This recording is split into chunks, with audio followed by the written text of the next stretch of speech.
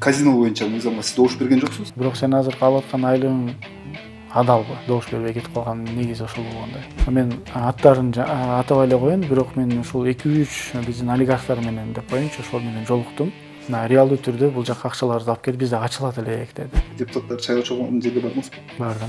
Жаңы сөз чыкты го жана пакта койгон эмесмин да. Саясий каталар кадр маселесине болуп атат. Бирок кече күнгү 16 гектарга алмаштырып койгон бир аз туура эмес болуп калды.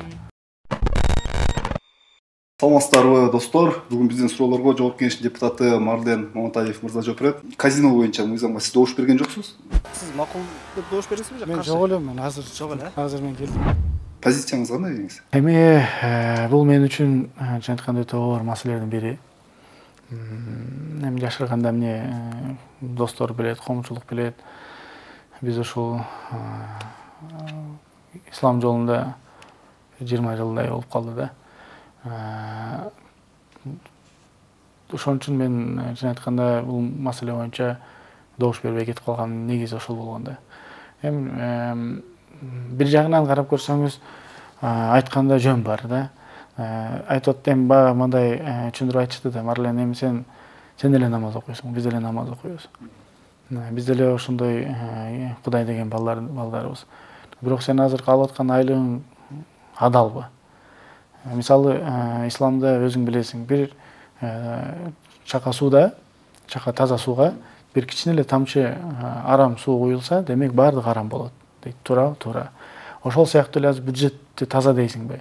Ал ошол акцизден, арактын акцизден түшкөн, тамекиден, эң чоң сүткорлук дегенде күнөө ошодон түшкөн, жана башкалардан түшкөн ушул бюджеттин негизинде сен деле айлык алып атасың, ата-энең пенсия алып атат, жана башкалар кылып атат дегендей бир суроо болду. Экинчи жагы эми биз баягы религияда жүргөн линияда сүйлөшүп калдык. Анан экинчи жагы хадис бар. Непосредственно ошол жетекчиң кандай десе, эгерде бир эле жолго жолдо болсо, Кудайга сыйынба деп алганда сен угушуң керек дегендей айтылып атты. Кыйын болду, мага өтө кыйын болду. Балдар көрүп атышты, баардыгы көрүп атышты. Бирок мен өзүм үчүн бир нерсени айта алам. Мыйзам өтөт экенин көзүм жетти дагы, кандай салым кошо алсам болот жок дегенде өзүнүн мамлекетибизге мындай кыргызстандыктар ойногонго эмне кылса болот. Ал жерде жазылып турган экен, бир жолу кыргыз жаран кирип ойной турган болсо, какой-то штраф деле карап коюптур да. Менин сунушум өтүп кетти. Жок, андай болбойт, отзыв болуш керек. Сразу лицензияны отзыв кылсын, анда эмне анда биз анда элди алдайбыз деген чоң. Бул мен жеке сунушум өттү, мындай салым деп коеюнчу, мындай салым деле эмес, эми түздөө максатында бир койгон өзүмдүн кичинекей болсо да салым деп айтсам болот. Экинчиси, силер кантип ушул двойной гражданство алгандар кантет? Россияда канча биздин жарандар алып жүрөт паспорттор, алар кантет? Алар да кирбеш керек да. Анда келиңиздер двойной гражданство деп киргизели, ошондо эки граждандыктар да кирбей калсын. Үчүнчүсү, кантип аныктайбыз? Кантип кыргыз эмесин кантип аныктайбыз? Мисалы, менде российский гражданство болсо, мен келип туруп эле мына менин паспортум, мен российский кыргыз болсом дагы өзүм орус улутундагы гражданымын десе, анда кандай кыласыңар? Ошондуктан сөзсүз түрдө жана Face ID, отпечаток пальцаны койгула, программа обеспечение. Киргенде басканда автоматтык түрдө инфокомдо неме бар да, база бар да. Базада Кыргызстандын жараны болгон десе эле бүт ал кирбеш керек деген сунушум да өтүп кетти да. Ошону мен айттым, буну албасаңар чатак болот деп, ошону мен аракет кылып ушул нерселерди киргизе алдым деп айта алам да. Жанагы эми ал ар бир адамдын өзүнүн, мен ойлойм, жеке Кудай менен анан пенденин ортосунда эле нерсе болуш керек деп ойлойм. Мен үчүн кыйын болду, чын айтайын. Мен үчүн өтө кыйын болду бул нерсе. Бүгүн дагы бир жанагы мыйзамсыз мүлктөрдү легалдаштыруу жана МУАПС боюнча мыйзам биринчи окуудан өттү деген чыкты, анан элдер талкуулап баштады да. Кечеки жана депутаттар чогулган чайга байланыштырып жүргендер болду. Мен колдогону колдойм деп ачык айтам. Анткени ар бир революция болгондо мен өзүм эсимде, ошо 2005-те катышып калдым, 2010-до кийин дагы ошол мыйзамдарга катышып калган катары айтайын. Ал мыйзамдар иштеп кеткен эмес. Бул мыйзамды мен аттарын атабай эле коеюн, бирок мен ушул 2-3 биздин олигархтар менен деп коеюнчу, ошол менен жолуктум. Алар жеке мага айтышты, Марлен дейт, эгерде ушул мыйзам реалдуу түрдө өтүп калса, бул законный кустургандын законный түрү деди да. мындай незаконный максималдуу кустурдубадыбы деди. Бирок эми незаконный болушунча кус бердик. Бирок эми муну мыйзамдаштырып койсо, биз ошол реалдуу түрдө бул жакка акчаларды алып келип бизде ачылат элек деди. Эми аттарын атап эле коеюн, бирок белгилүү эле адамдар ошолор ушинтип айтты. Анан мен айттым, жакшы турбайбы анда дедим. Анда силер ушул мыйзамга макулсуңарбы? Төлөп бересиңерби? Же жөн эле мыйзам болуп калабы? Ат эле бар болуп калабы? Жок дейт, реалдуу түрдө келебиз дейт. Бала болгон өзүбүздүн мүлктөрүбүздү баарын ачабыз дейт. Бизге дагы тынч оокат керек болуп атат дейт. Анда жакшы экен дедим. Анда буну колдош керек тескерисинче. Эгер биз азыр макул бул мыйзамды кабыл албагыла эмне болот? Эчтеке болбойт. Алар кусканы кусту, төккөнү төктү, азыр спокойно эле жүрбөйбү. Эч ким аларды тийбейт атпайбы? А бирок дагы дополнительный алардын инвестициясын алып келгенге, акчаларын алып келгенге жакшы эле болот дейм да. Бул жерде бирөөнү коргоо же бирөөнү атайын защита кылыш үчүн эмес деп ойлойм да. Анткени мен бул адамдар менен сүйлөшүп көрдүм. Алар реалдуу түрдө жолугушуу болгон экен. Бир 20-30дай ошол бай адамдар жолуккан экен бир жерде. Причем өзүнчө эмес, бир жерде жолугуп, анан ошол жерде ачык сөз болгон экен. Макул биз төлөп берели, макул буга чейин ушунча кыстыңар, төктүк, мынтек, антек, бирок ачык төлөп берели деген дагы ниеттер бар экен да. Муну колдош керек деп ойлойм. Кече депутаттар чайга чогулган жерге бардыңызбы? Бардым, ооба, бардым. Анан ошол жердин боюнча дагы көп суроолор болду да. Кимдин эсебинен болуп атат, анан президенттин жарлыгы чыккандан кийин ушундай жерге чогулганы кандай болду дегенчи. Мен барган себебим айтып коеюн. Мен жана 6-созувда депутат болуп келгенде мен кийинчерээк келип калдым.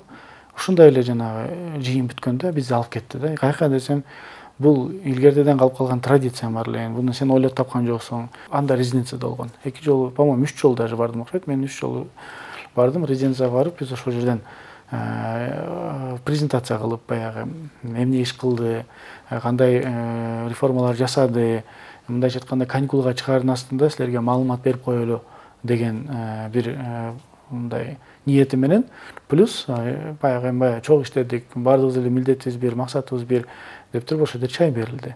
Кече күнү деле ошол сыяктуу болду. Ошол сыяктуу эле информация биринчи берилди, эмне жумуштар аткарылды, эмне болду, кандай болду. Ал жерде оппозициясы деле, позициясы деле баардыгы эле болду. Ошол жакта эч мындай неме болгон жок.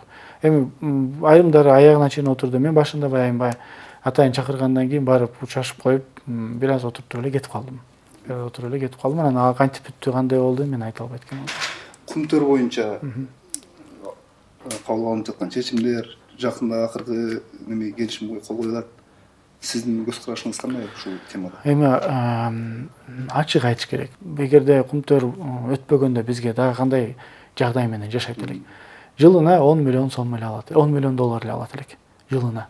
Болду. Башка бизге дивиденд берчү эмес. Элестеткиле 1000 тонна бар запас алтындан биз ушул жылга чейин 70 миллион эле сом алыппыз. Баягы налогторду мен эсептеген жокмун. Налогтор ансыз деле мындай да, 1 килограмм алтынды элестетсеңиздер, ошол 60 миң доллар турат. Аны табыш үчүн, алыш үчүн в среднем 50% кетет да, 50ден 60га чейин. 30 миң доллар кетет тапканга. Мына 30 миң долларга, жана айтылып аткан 30 миң долларга налогу да кирет, соцпакети да кирет, жанагындай жумушчулардын иши да кирет, айтор сатып алган продукциялардын баардыгы ушул жерге кирет да. Ал и так эле келе турган нерсе. Бирок бул жагы бизге тийчү эмес да эч качан. Бунун налогу эле тийчү бизге. Болду. Бул реалдуу түрдө алып чыгып кеткен алтындын бирөө да тийчү эмес да. Бул ошол 1 килограмм алтынды бизге эсептеп туруп, мына сага кичинекей эле бир 10 миллион доллар сага жетет деп койчу да. Элестетсеңиз, эми бир жылына 14 тонна чыгартчу элек. Бул, грубо говоря, 900 миллион доллар. 1 миллиард деп коюңузчу в среднем. Жылына в среднем 1 миллиард таап атабыз. Кумтөр таапчу. Ошонун жарымынан көбүрөөгү жанагы себестоимость деп кетчү. Бизге болгон 10 миллион доллар берип атты да. Бул туура эмес да. Азыр 100% бардыгы бизде калып атат. Жанагы өзүнө кеткен өздүк баасы дагы, адан калган акчасы дагы, алтыны дагы бүт бардыгы бизге калып атат. Мына ошонун алкагында азыр бир топ жакшы өзүбүздүн жерлерди, баягы мен мыйзамдагы бир пункту бар эле, жакшы жерлерди 100% Кыргызстан өзү өндүрсүн депчи. Ошол мыйзамдын негизинде жакшы жерлерди азыр Кыргыз алтын эмес, жана Кочевник деген жагын корпорация өзүнө алып атат. 8 месторождениени өзүнө алып, өзү иштете турган болуп атат да. Бул жакшы нерсе да. Буну эмне үчүн биз жакшы деп айтпашыбыз керек? Жакшыны жакшы деп айтыш керек деп ойлойм. Ошондуктан биз бул жерден уттук деп эле ойлойм да. Мен үчүн эгерде дагы жүрө берсек 10 миллион доллардан алып берет элек, алтын түгөнө берет эле, 5-6 жыл бүтөт эле. Соттошуу маселеси чоң талкуулап атпайбы? Биз соттошот элек да дейт. Соттун немесин төлөп берет эле. Ал соттошкондо биздин эле сот менен гана чечилип калбайт эле. Ал явно эле биздин договордо жазылып турат Канаданын соту менен деп. Бияктагы соттун негизинде Канадага барып соттошот элек. Алар жөнүндө бир күн эртең эле бизге берип койбойт эле да. Марлен мырза, биз ушу Жоопкер кеңештин сайтындагы бүт маалыматтарды мыйзам долбоорлор боюнча анализдеп чыктык. Анан ошол жерде көбүрөөк демилге сиздин тараптан болуптур. Алгач ушул биздин көрүүчүлөргө айтып берсеңиз, сиздин ушул сунуштап жаткан демилгелер кайсы маселелерди чечет? 11 мыйзам жазыппыз. 11 мыйзам. Эми бул 7-чи чакырылышка келгенден кийинби ага чейинкилер да барбыз? Жок, ошол 6-чы чакырыштын бир 2 мыйзам бар болчу. Аларды ушул переходной деп айтып койсок болот. А калганы 7-чи чакырышта жаңы келгенден кийин жазылган мыйзамдар. Негизи эле мыйзамдардын эмне үчүн мыйзамдар жазылат? Каяктан алынат ал идея, же болбосо ой пикирлер? Ал ушул биздин өзүбүздүн ушул шайлоо убагында жүрүп келгенде, элдер менен сүйлөшкөндө, элдердин көйгөйлөрүнүн негизинде жана ошондой эле жалпы Кыргызстандын кандай көйгөйлөрү болуп аткан тематиканын аркалыгында жазылат да, кайсы проблемалар бар экен. Мына мисалы биринчилерден болуп ушул зордук зомбулук маселеси боюнча ушул мыйзам кабыл алынды, 3 окуудан өттү, президентке кетти. Мен ойлойм жакын арада президент кол коёбу деп атам. Мен ойлойм бунун алкагында эмнени алабыз?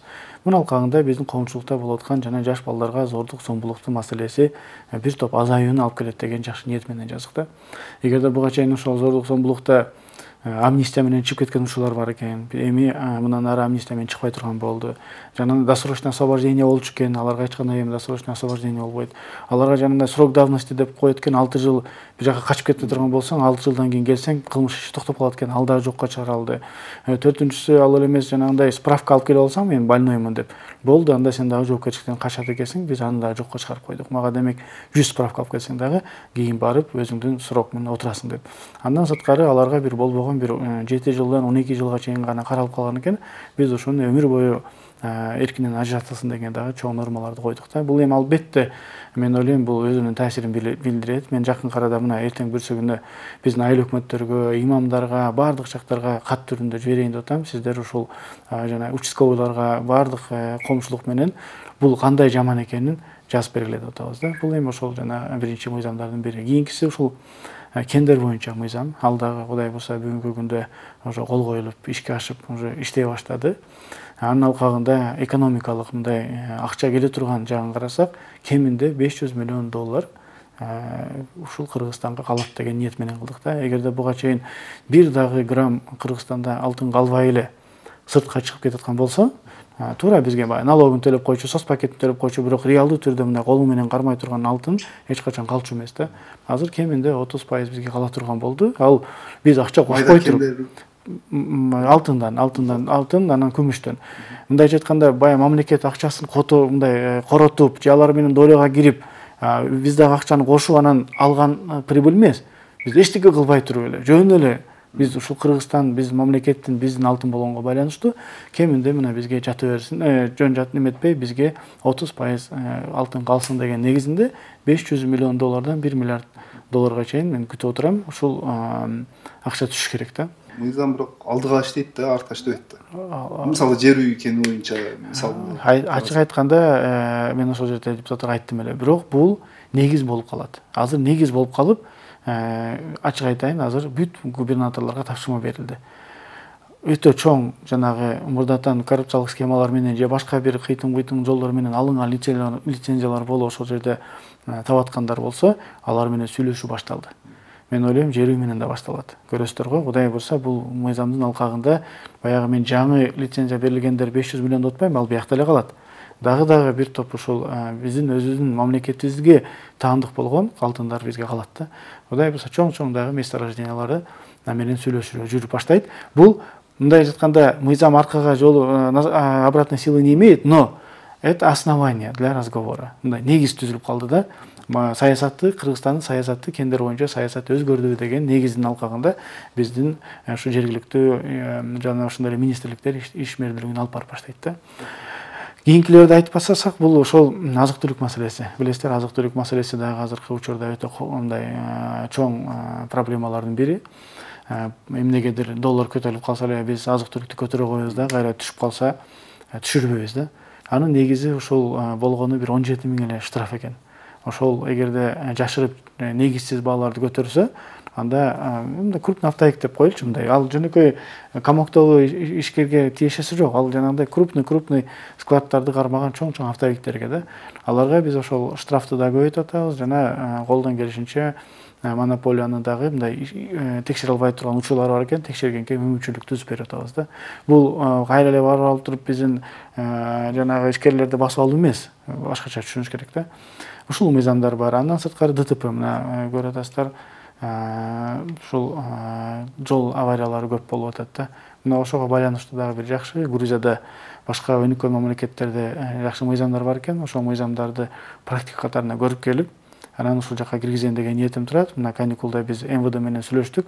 Анткени алар азыр мени түшүнбөй атат да, мен айткан нерсемди түшүнбөй атат. Биз чогуу Грузияга учуп бара турган болдук. Жакын арада учуп барабыз дагы. Ошол жерден жеринен көрүп, канчалык түрдө статистиканы карап, канчалык ДТП азайганын көрүп туруп, анан алар макул берсе, анан ошол мыйзамды дагы киргизет элек да. Мен ойлойм, жанагы эгерде мен айтып аткан жанагы среднестатистический скорость деп коет да. Мындайча айтканда, сиз менен азыр биз экөөбүз көлгө бара турган болсок, балыкчыга бир атайын биз мындай балдар менен каттуу айдап көрдүк да. Биз балыкчыга 1 саатта жеттик. Ишенесизби? 1 саатта балыкчыга кирип бардык да. Эгерде жөнөкөй шашпай барсаңыз, анда 1 саат 40 мүнөттө мындай барат экенсиз да. Мындай 1 саат 50 мүнөттө мүмкүн барасыз. Негизинен Чолпон Атага чейин 2,5 саатка чейин барса болот. Демек, келиңиздер, биз ошол среднестатистический скорость деп коебуз. Бишкектен чыктың кеминде ошол бир камераны Токмокто кеминде, анан жанагы көлдө балыкчыда коюп койсок, эгерде грубо говоря 2,5 сааттан эрте келсең, же болбосо 2 саат 15 мүнөттө аны эсептейт да, мындай адистер эсептеп чыгат. Эрте келе турган болсоң, анда сага штраф болот да. Ошондо эч бир жаран, эч бир таксист, эч бир киши, чиновник болобу, министр болобу шашпайт. Бир. Экинчиден, жолдогу гаинин баардыгы алынат, кереги жок болот. Жана трёхножкалардын баардыгы алынат, ал дагы жокко чыгарылат.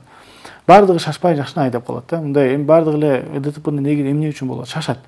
Жанталашып, таксист деле шашат, жашы деле шашат, возрастовой деле шашат, эртерээк барсам деп. Шашканда 15 мүнөт айырма да. Мына ошол 15 мүнөт айырманы эле биз кыскартып коелу деп атабыз. 15 мүнөт шашпай эле кой.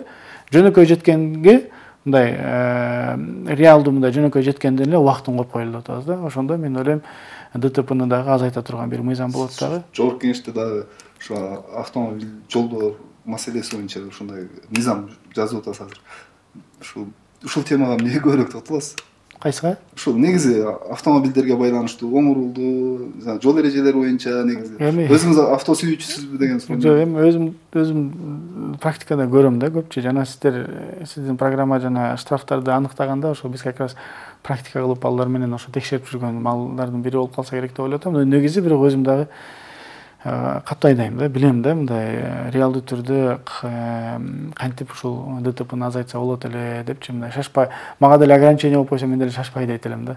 Мен ошол жерге барганда штраф болот экенин билсем, мен деле шашпай айдап калат элем. Мен ойлойм, ушунун негизинде таксисттер деле баары деле шашпай ойлойт. Анан эми бул маселени көтөргөн себеби, оңурулдун көтөргөн себеби, азыркы учурда оңурулдагы машинелер, алар Япониядан келгендер, качественный, анан сапаттуу, анан километражы аз келет да. Аларды таксисттер айдаса, бир может быть жарым жылда бир эле барып ремонт, и то майын алмаштырбаса, так сапаттуу келет да.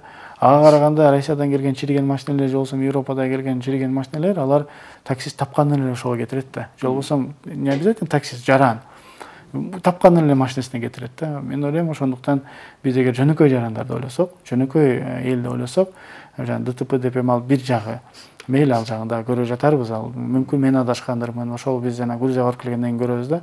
Бирок ошолорго мүмкүнчүлүк эле түзүп берип коелу деген эле ниет болчу да.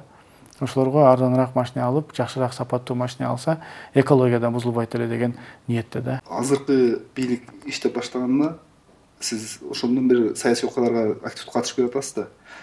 Садыр Жапаров, Камчыбек Ташиевдер ушу бийликти колго алгандан баштап эң чоң ийгиликтүү, жакшы кайсы иштер болду саясатта? Мен кыска андай мурдагы чакырылыштагы жөнүндө сөз айтылып кетпеди. 6-чакырылышта 2 жыл иштегени менен, бирок мен бир дагы жаңы сөз чыкты го, жана пакта койгон эмесмин да. Бүгүн деле мен отуруп алып бир андай ниетим жок, кылган эмесмин. Мен ар дайым калыс жүргөнгө аракет кылам, анан эл тарап болгонго аракет кылам. Эгерде кайсыл чечимдер элге жакпай атса, мен аны ачык айтып каршы чыгам. Мына пенсионный реформа боюнча каршы чыктым ачык эле. Жанагындай чиновниктер жоопкерчиликке тартылбай турган деген мыйзамды алып кетели, ада каршы чыктым. Каршы чыккан жерде каршы эле чыгып атам. Жанагындай голосованиялар келип атканда противда басып атам. Кече күнү кайсы экен, ушул, по-моему, ушул бир топ мыйзамдарга каршы чыктым. Эсимде жок, азыр кайсы мыйзамдар болчу. Айтор позициямды ар дайым аракет кылам, ушул эл тарап болгонго эле да. Эгерде кемчиликтер болсо, кемчиликтерди айтканга да аракет кылам. Билесиздер, 6-созувда премьер-министр кетсин деген чейин баргам. Кетсин, иштей албайт экен, болбойт экен деп неме эткен чейин баргам. 7-созувда мына жаңы эле жумушубуз башталды. Жана айтып кеткендей, бул жерде дагы бир топ мыйзамдар болгондо мен каршы чыгып эле ачык эле позицияны айтып атам. Мындай мыйзамды алып келбей койгула, биздин фракция каршы чыгат деп эле ачык айкын эле айтып келатам да. Жетишкендиктер боюнча эми Кумтөрдү биринчи кезекте айтат элем. Бул өзүмө дагы өтө кызыктуу, мурдатан бери 2018-жылдан бери келаткан, мен үчүн да өтө маанилүү болчу, маселе болчу. Бул жетишкендик деп эсептейм. Экинчиден, бул чек арадагы окуяга байланыштуу биздин техникалардын сатып алынышы. Буну дагы жашырбаш керек. Алар реалдуу түрдө алынып атат. Жана ошондой эле айлыктардын көтөрүлүшү. Мына бүгүн көрдүңүз, кече күнү, по-моему, айтышты го. Биздин мугалимдер отпускка чыкканда 75 миңден 100 миң сомго чейин алат. Бул жакшы нерсе да, эми сүйүнүчтүү нерсени жакшы эле деп айтыш керек да. Анан бир топ чоң проектлердин башталышы, Камбар Ата башталып атат. Жанагы темир жол башталып атат. Мен негизи эле баягы любой эле жаран өзү кыялданат го, мен да көп кыялданып жүрчүмүн да, биз өзү деле курсак болот эле го ошол темир жол. Анткени темир жолдун алкагында 200 миллион долларга чейин жылына түшөт да. Как финанс катары мен ошону мындай эсептеп аныктап көргөм да. Бул дагы жакшы нерсе деп айтсак болот. Ошондуктан ушуларды айта алам мен эми. Кемчиликтерчи? Саясий ката. Кемчиликтер, саясий каталар, кадр маселесине болуп атат. Аны ачык айтыш керек. Айрым кишилердин жанагы баягы президенттин тегерегинде баары каалайсың, каалабайсыңбы, бир определенный круг түзүлүп калат экен да. Ошол кругтардын толук маалыматтын айрым учурда жеткизбегени жана терс жактагы көрүнүштөргө алып келип. Мына мисалы, мен өзү негизи резиденция боюнча, Жаңы шаар боюнча бул президентке дагы, мурдагы президентке дагы кирип чыккам. Менде даже керек болсо Жаңы шаардын макеттери бар эле. Ошону бюджеттен бир тиын кетирбей алмашуу максатында да.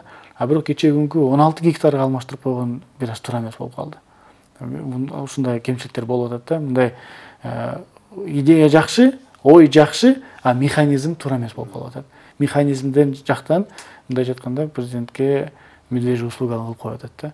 Буну дагы колдон келишинче ачык айтып атабыз. Ал мырза, 6-7 чакырылыш, 6 чакырылышы конституция парламенттик президенттик мезгилде иштеди. Азыр президенттик башкаруу. Эдил Байсалов бир жолу бизди жогорку кеңеш кылыбызды кыйшайта албайт деген сөздү да айтканга чейин барды. Азыр кандай болот? Айырма бар экен, чындап кылыбын кыйшайта албайт турган шарт болобу? Эми албетте 6-созувда башка конституция боюнча жашайт элек, анда фракциялардын күчтүү болчу. Алар реалдуу түрдө чечет эле, кадр маселесин чечет эле. Алардын квотасы боюнча ар бир фракцияда почти бирден вице-премьер коюлчу, министрлер коюлчу, агенттиктин жетекчилери коюлчу. Ал жагында караганда албетте көзөмөл күчтүү болчу, жана депутаттардын да күчү күчтүү болчу да. Жакпаган жагы жана жиликтеп бөлүп алып, анан компетенттүү эмес кадрларды алып барып алганы мага жакчу эмес да. А калганынан министрлер кадимкидей чакырган күнү чакыр керек болсо кабинетиңен чыкчу эмес да. Азыр андай эмес. Азыр биз мурдагыдай отчеттун ала албайбыз. Мурдагыдай баягындай коалицияга квота берилип биз жумушка кое албайбыз. Биз боргондун макулдугуна гана беребиз. Ал өзүнүн немесин көрсөттү, кесепетин тийгизди да. Ошон үчүн баягы министрлер анча-мынча катуу жооп берип коюшат. Анча-мынча корс сүйлөп коюшат, келбей коюшат, комитетке келбей коюшат. Мен ойлойм, бул конституциянын жанагы беренесине ылайыктуу алар ошол өзүнүн ишмердүүлүгүн жүргүзүп атат. Бирок депутаттарда мыйзам чыгаруу менен контролдоо функциясынын алкагында гана реалдуу түрдө өкмөттүн өзүн деле өзүнө келтирип койсо болот да. Мисалы биз айтчык эле айтайын, бюджет комитетинде как опыт, баягы кийинки 2 жыл иштеп калсам да кичине опытым көбүрөөк болуп калды. 1-2 жолу прием кылдык. Прием негизинде министрлер аз келип баштады, келет дагы. мыйзамды эле колдобой коюш керек. Керек болсо жакшы мыйзам болсо дагы тээп тура бериш керек. Ошондо министр өзү келет. Иштеш керек да мындай. Бул министрдин өзү келгенде маселе эмес да. Маселе биз дагы эл өкүлү катары бизден дагы чыгып аткан сунуштарды, элдин көтөрүп аткан маселелери чечилсин деп айтабыз да. Ким эле ошол жерде өзүнүн эле конечно, бирок жеке өзүнүн чөнтөгүн ойлогондор да бар. Аны мен жашырганда эмне 6-созутта ачык эле болчу. Ачык эле великий депутат только өзүнүн бизнесин ошону эле гана көздөп эле мыйзамдарды өзү жазып берчү, ошону эле көздөп эле чыгарып берчү. Бул жерде да бир аз болуп атат эми, бирок мурдагыдай эмес да. Анан негизинен эми баягы биз талашканыбыз эле эл үчүн болуп атат да. Мисалы мен талашсам региондогу маселелерим болуп калышы мүмкүн, шаардагы маселелер болуп калышы мүмкүн.